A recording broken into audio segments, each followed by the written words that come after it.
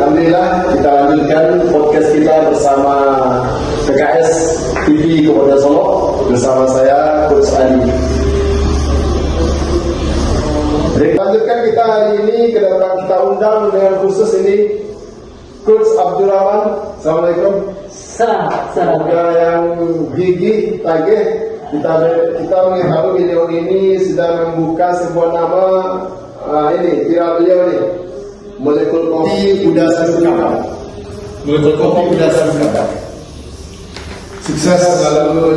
Terima kasih. Kita lihat beliau ini, kita simak jejak digitalnya. Beliau bukan hanya menyajikan kopi dengan banyak rasa, yang berbagai macam rasa, tapi juga beliau edukasi. Beliau juga memandu masyarakat petani untuk menanam. Beliau juga menjadi konsultan para pengusaha Sumatera Barat. Ada beberapa Sumatera Barat. Nah, gitulah kalau langsung satu dari hati. Ada beberapa.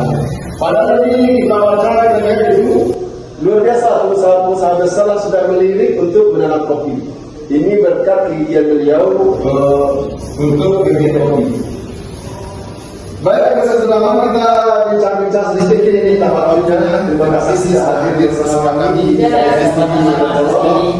Kita ingin bertanya ini biar termotivasi juga para Gen Z milenial kita di tengah hiruk pikuk Indonesia yang susah mencari lapangan kerja. Coach berani memilih untuk mengambil kopi sebagai mata rantai kehidupan ekonomi. Apa yang motivasi dengan Baik, bismillahirrahmanirrahim. Assalamualaikum warahmatullahi wabarakatuh. Terima kasih Mas Adi yang sudah memberikan kesempatan dan waktunya untuk kita bertemu ya Coach ya. Sebenarnya kita terjerumus di dunia hitam ini tidak sengaja ya Coach. Kenapa saya bilang tidak sengaja? Kenapa dunia hitam ini? Dunia kopi maksudnya, bukan dunia hitamnya. Ini karena kalau kita udah masuk ke dunia hitam, keluar dari dunia hitam itu agak susah. Makanya selain memang dari kopi itu warna hitam dan memang ada dunia hitam. Nah, jadi ceritanya agak malu sebenarnya. Jadi waktu itu kita masih sebagai karyawan di salah satu bank di Indonesia. Nah, kemudian di malam minggu masih hujanan nih Coach, diajaklah sama teman kita yang sama-sama merantau dari Mina, dari Sumatera Barat. Kita berdomisili di Kota Depok, Jawa Barat. Nah, itu di daerah Nambongga, salah satu coffee shop. Itu baru mulai tren kedai kopi atau coffee shop. Nah, jadi waktu itu diajaklah kita minum kopi. Nonton kita yuk, kan kalau rame lah minum kedai lah. Tapi di sini kedai yang dimaksud adalah coffee shop. Karena kita punya agak gengsi yang tinggi, kita bekerja di bank gitu kan, bank BUMN, kemudian punya sedikit duit lah gitu, diajak minum kopi, ya udah masuk ke situ. Sampai sana celemu nggak tahu apa yang bosan, ditawarkan lah sama permusajinya, Pak mau pesan apa? Tengoklah teman-teman, Anda pesan ya kan?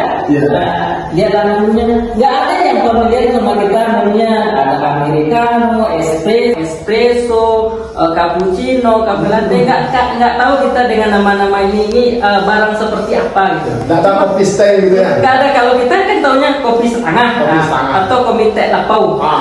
Ini ternyata nggak ada Coach. Jadi saya memberanikan diri dengan PD-nya gitu. Ambo masan espresso lah. Espresso pilihannya. Bisa ya dalam mau apa kan? Angin mana untuk gitu ya kan? Itu kadang malu lah tuh sih kan ya Coach. Itu dengan PD-nya dia biasa kopi maksudnya. Lah biasa itu kan minum kopi pakai gula gitu kan. Kalau dulu di Depok itu ada nama atau di Bogor itu ada kopi doang. Biasanya itu minum kopinya tuh. Jadi kopi hitam pakai gula. Ini betul namanya espresso tuh. Karena ya entah lo lah kalau orang pindah kan nggak kok kayaknya betul nggak ngomong sekali jadi minum kopi espresso tuh. Jadi pas nanti minum tuh dicubuh kan. Wah ini aku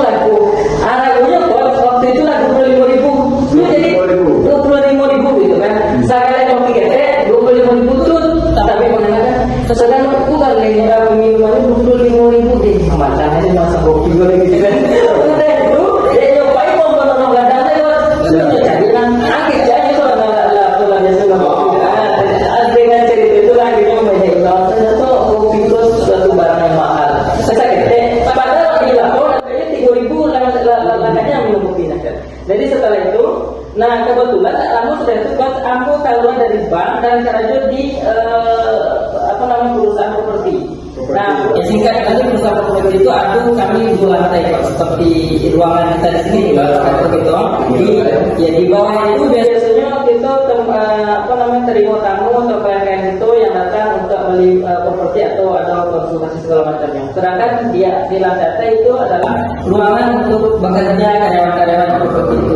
Jadi bersih. Kemudian waktu itu kalau di bawah cuman aktivitasnya jalan itu, kamu punya usul sama pimpinan, sama direktur. Pak pimpinan, aku punya usul.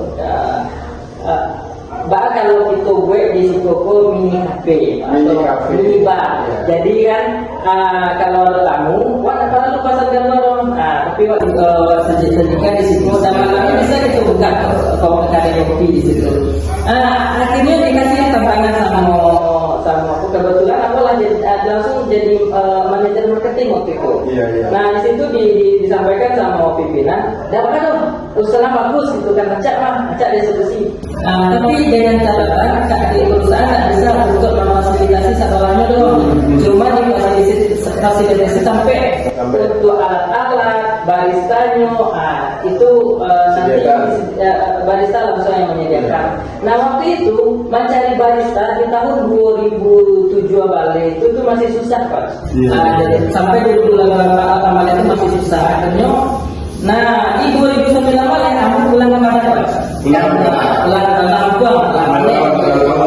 Tahun dari 2007 balik, 2008 balik gitu kan, menikmati dunia kerja di Jakarta, pulang ke Padang karena nak begini. Ini pulang ke Ibu di kampung adalah peluang dari pemerintah pelatihan barista. Iku dan cari-cari cara mau gitu.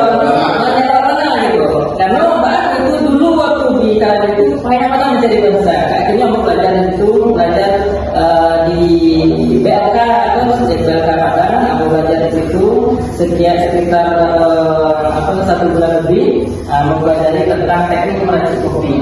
Nah habis itu aku bisa meracik kopi yang secara profesional, itu yang saya dekat di coffee shop yang bagus-bagus lah.